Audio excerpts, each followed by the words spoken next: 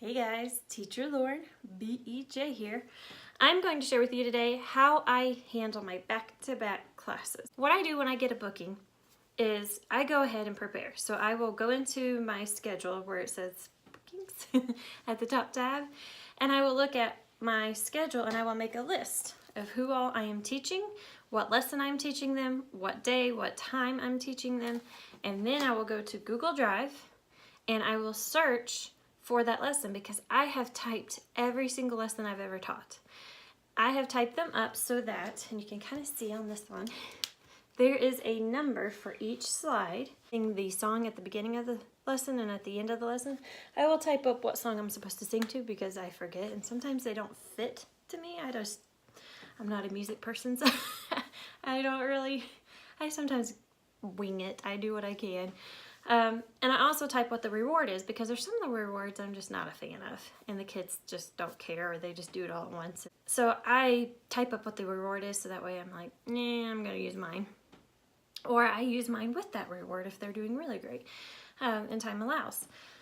So I make sure I make a note of all of that. And then also you will see I have hot pink highlights and I have yellow highlights. The hot pink is to cover if I need to get a prop for that. I will hot pink it. If I need to reinforce that or make sure I cover that vocabulary word, it's in hot pink. And then I have in yellow reward/star, which reminds me to give them their reward or their star. I've gotten to where I don't have to be reminded, but in the beginning sometimes I'd forget the stars. And I know many of us say that we tend to forget those, but I always would go back at the end and give them the stars and we would count them together. It's more fun when they get them throughout the lesson, but I still count them at the end so that way they're aware that I did give them the stars, and sometimes I'll draw a star on the screen, and that just reminds me that, hey, don't forget the stars. And then what I do is I print that out. I know I said I can take that with me anywhere, but I like having them printed so that I don't have to worry about if the internet's not working. I don't have to worry about having to search for them early in the morning. And if I'm going back to classes, I don't have time to go search for that and get my class loaded and make sure I have everything ready. So I go ahead and print them. But the cool thing is I can take them on the road with me if I need to. So after I print them, I will stick them in a pocket like this. And these came from Amazon, so I'll gladly link them below, as well as the cardstock that I use. And I have a very, very old HP printer that's little bitty. They no longer sell that one, so I cannot link that one for you. My dreams are to have a very pretty big printer one day, but right now it works. And then what I do is after I stick them in their pocket, I go grab my 2D props that I have.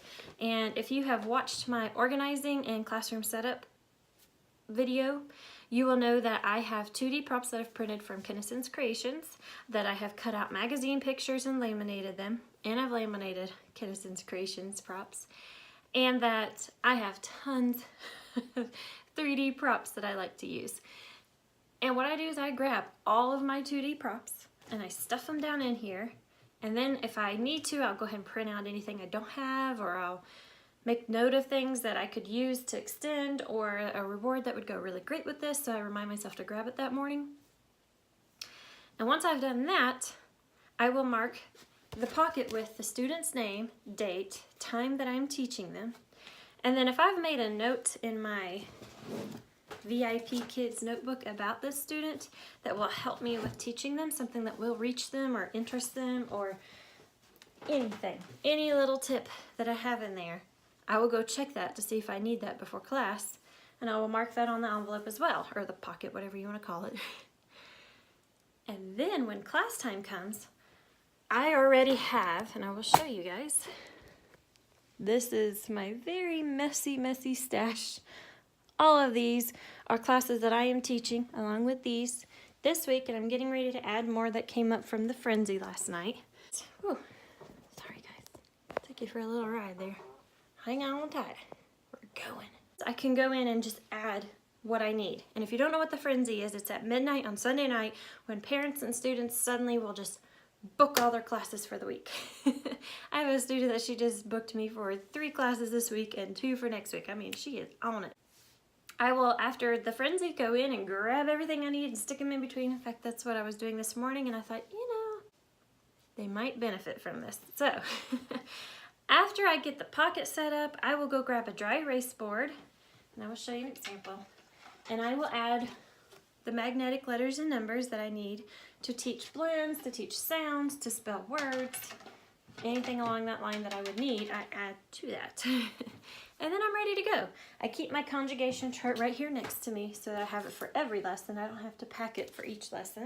And it's just on a magnetic board, laminated, and I have 2 or 3 rewards besides me. I have 2 or 3 rewards beside me at all times, so I have a chance to change it up if I need to. If I can tell they're like, when I start the reward, I can change it really quick. Or if I get ready to start class and I'm like, oh, I remember this student. This person liked dance.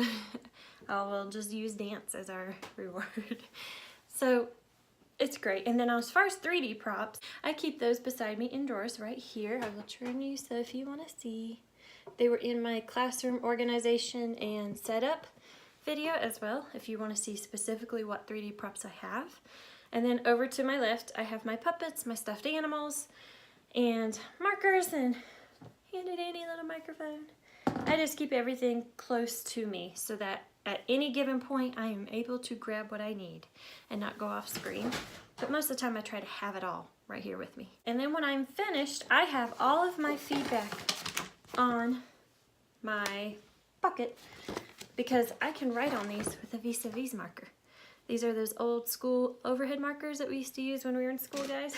The teachers would use obsessively, be covered in green and blue.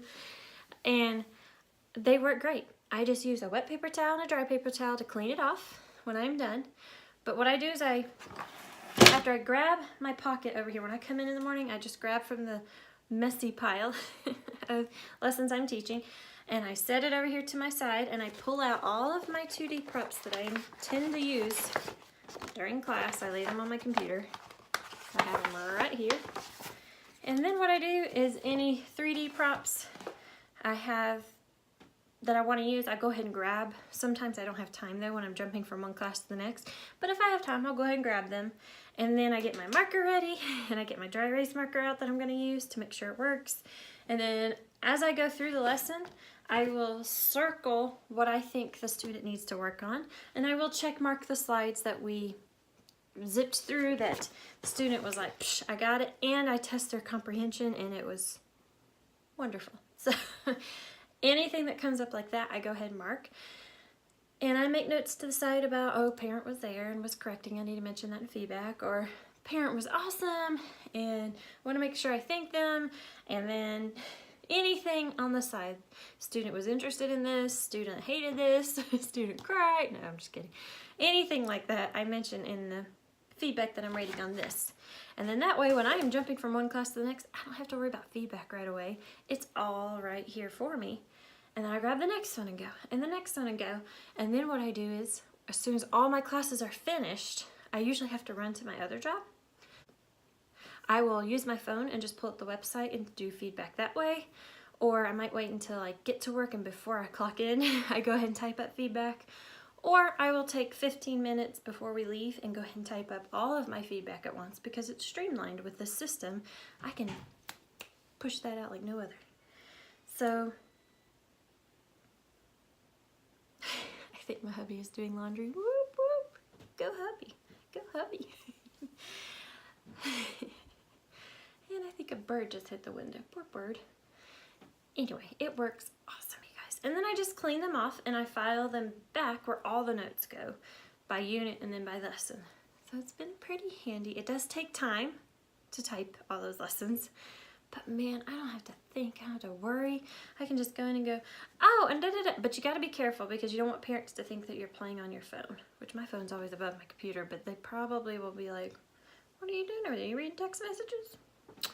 No, I am checking what I need to do. Most of the time I have them memorized, and you start to see a pattern with these lessons, so you get to where you're like, oh yeah, we gotta do. But once in a while they'll throw you for a loop, you just never know. So on that note, guys, I hope this system was helpful to you. I hope that you find something useful, and I will link below all of the materials I used to create this. So that way, in case you are interested, you will have access to everything. Those are affiliate links, which means I earn a teeny tiny commission for anything that you purchase from those links, and I am so grateful when you do. So thank you guys. and I hope you have a fantastic day. Bye.